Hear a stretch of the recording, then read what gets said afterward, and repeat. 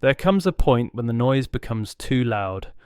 Not the noise around you, but the noise inside. The voices, the expectations, the opinions you didn't ask for but learned to carry. And sometimes the only way to hear yourself again is to step away from everyone else. This is the story of a man who discovered that solitude doesn't empty you. It teaches you what people never could.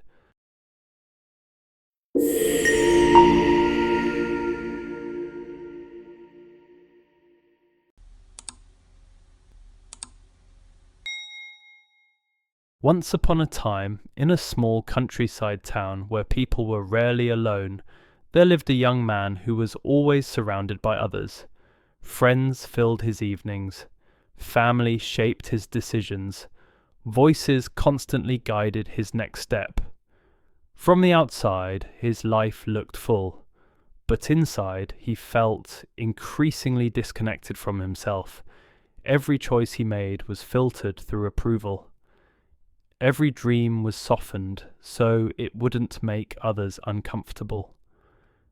Every silence was quickly filled because silence felt unfamiliar.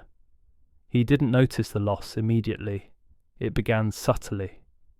He stopped knowing what he wanted without asking someone else first. He struggled to sit still without distraction. He felt restless even in company.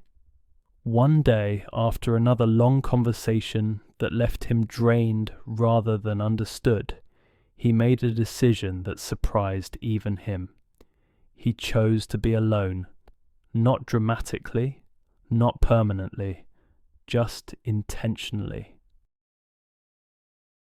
He began waking earlier than everyone else, taking long walks beyond the edge of town where the fields opened wide and voices fell away. At first, solitude felt uncomfortable. His thoughts were loud. Old worries surfaced. Doubts he had ignored demanded attention. He considered turning back, but something held him there. As days passed, the noise softened. Without constant conversation, his thoughts slowed.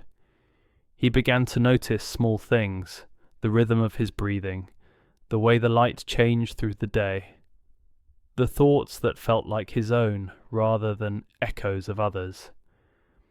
In solitude, memories surfaced, things he had wanted but buried, choices he had made out of obligation, parts of himself he had neglected to remain agreeable. There was no one to impress, no one to explain himself to, no one to perform for. And in that quiet, he felt honest for the first time in years. He began to understand his limits, what drained him, what restored him, what mattered, and what never truly had. Solitude did not make him lonely. It made him clear. When he eventually returned to people, something had changed. He listened better, but he no longer absorbed everything. He spoke less, but with more intention. He chose connection instead of seeking validation. Some relationships naturally shifted. A few faded, others grew deeper. He didn't resist the change. He understood now. Solitude had taught him how to be whole on his own, so that connection could be a choice, not a necessity. And that understanding stayed with him long after the quiet ended. With time, he realized that solitude is not the absence of people, but the presence of self. Away from voices and expectations, he learned to hear his own thoughts clearly and recognize which ones truly belonged to him. Solitude showed him where he had been living for approval instead of alignment, and where he had been avoiding silence because it revealed uncomfortable truths. In choosing time alone, he didn't lose connection, he gained clarity, and from that clarity, he returned to the world more grounded, more intentional, and more at peace with who he was becoming.